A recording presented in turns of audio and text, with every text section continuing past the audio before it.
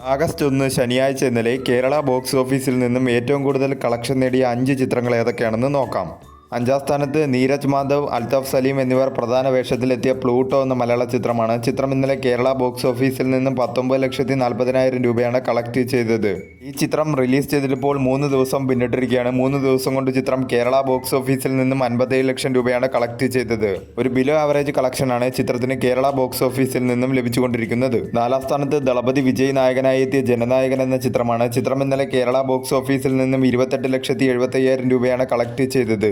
ഈ ചിത്രം റിലീസ് ചെയ്തിട്ടിപ്പോൾ 10 ദിവസം പിന്നിട്ടിരിക്കുകയാണ്. 10 ദിവസം കൊണ്ട് ചിത്രം കേരള ബോക്സ് ഓഫീസിൽ നിന്നും 15,40,00,000 രൂപയാണ് കളക്ട് ചെയ്തത്. മികച്ച രീതിയിലുള്ള കളക്ഷനുമായി ചിത്രം കേരള ബോക്സ് ഓഫീസിൽ മുന്നേറിക്കൊണ്ടിരിക്കുകയാണ്. 3-ാം സ്ഥാനത്ത് ക്രിസ്റ്റഫർ നോളൻ സംവിധാനം ചെയ്ത ഹോളിവുഡ് ചിത്രം ദ ഒഡീസി എന്ന ചിത്രമാണ്. ചിത്രം ഇന്നലെ കേരള ബോക്സ് ഓഫീസിൽ നിന്നും 31 ലക്ഷം രൂപയാണ് കളക്ട് ചെയ്തത്.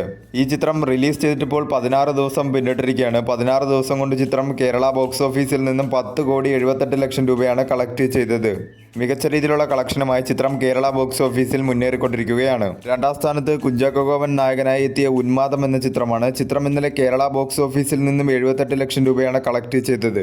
ഈ ചിത്രം റിലീസ് ചെയ്തിട്ടിപ്പോൾ 2 ദിവസം പിന്നിട്ടിരിക്കുകയാണ്. 2 ദിവസം കൊണ്ട് ചിത്രം കേരള ബോക്സ് ഓഫീസിൽ നിന്നും 1,63,00,000 രൂപയാണ് കളക്ട് ചെയ്തത്. ഒരു മിക്സഡ് ആയിട്ടുള്ള റെസ്പോൺസാണ് ചിത്രത്തിന് കേരള ബോക്സ് ഓഫീസിൽ നിന്നും ലഭിച്ചുകൊണ്ടിരിക്കുന്നത്. 1-ാം സ്ഥാനത്ത് സ്പൈഡർമാൻ ബ്രാൻഡ് ന്യൂ ഡേ എന്ന ഹോളിവുഡ് ചിത്രമാണ്. ചിത്രം ഇന്നലെ കേരള ബോക്സ് ഓഫീസിൽ നിന്നും 5,30,00,000 രൂപയാണ് കളക്ട് ചെയ്തത്. ഈ ചിത്രം റിലീസ് ചെയ്തിട്ടിപ്പോൾ 3 ദിവസം പിന്നിട്ടിരിക്കുകയാണ്. 3 ദിവസം കൊണ്ട് ചിത്രം കേരള ബോക്സ് ഓഫീസിൽ നിന്നും 15 കോടിയാണ് കളക്ട് ചെയ്തത്. മികച്ച രീതിയിലുള്ള കളക്ഷനുമായി ചിത്രം കേരള ബോക്സ് ഓഫീസിൽ മുന്നേറിക്കൊണ്ടിരിക്കുകയാണ്.